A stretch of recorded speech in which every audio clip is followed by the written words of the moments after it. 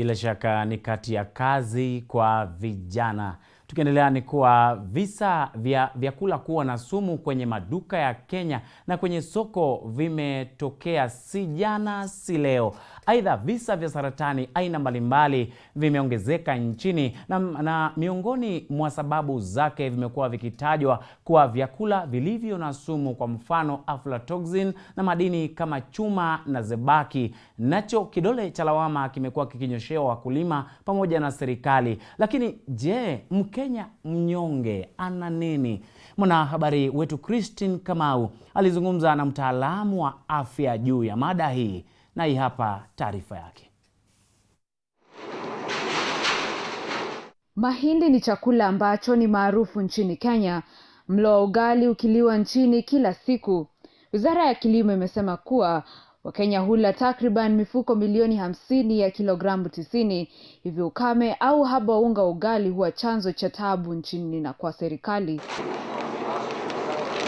Ila kwa chakula hiki na vinginevyo, hasa vile vinavyopitia viwandani, vimesheheni sumu, kwa mfano aflatoxin na vyuma, jambo ambalo mapema juma hili waziri wa kilimo Mwangi Kiunjuri alijitetea mbele ya kamati ya bunge kuhusu juhudi za serikali za kukagua na kukadiria ubora wa vyakula, hususan unga wa mahindi.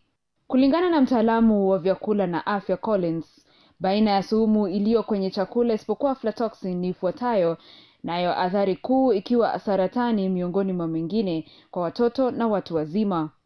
One of the aflatoxins that is majorly the culprit here is called aflatoxin B1. But of course there are other types like aflatoxin B2, aflatoxin G1 and G2. Mercury is usually found in fish, fatty fish. Now mercury is found in effluent from the industries. It's directed to the water bodies. Then the fish will consume, for example, plants that have been grown within, that are growing within the lake or the water body. Then it goes into the fish. So the fish, the fatty fish, for example, mostly the fatty fish, will accumulate the mercury in the fats. So when you consume any fatty fish, for example, Nile perch, you will consume it with the methyl mercury. Methyl mercury is now the active form of mercury in the microorganisms. Sumu hii ikiwa imesanywa kutoka kwenye maji na mchanga. Je, wakulima wana jukumu lipi kuhakiki usalama wa vyakula hivi? We normally incorporate what we call mycotoxin binders into our feeds. Those binders, we put them into our feeds, so that by the time an animal eats our feeds, whether dairy, poultry, or pigs, in case there are some mycotoxins in that feed, whether they're below the 10 parts per billion, we don't want them to go into the human food chain. So we put in mycotoxin binders, which actually bind those toxins, so that by the time that bird is producing eggs, those eggs are actually free from mycotoxins. Vyakula hivi vyafaa kutupiliwa mbali vipi? Discarding would imply burning or burying the maize very deep to the extent that animals will not get access to that maize or food product. The reason being, when animals consume these food products, say for example chicken or for example cattle consume these products, then you'd have something called biomagnification of that toxin.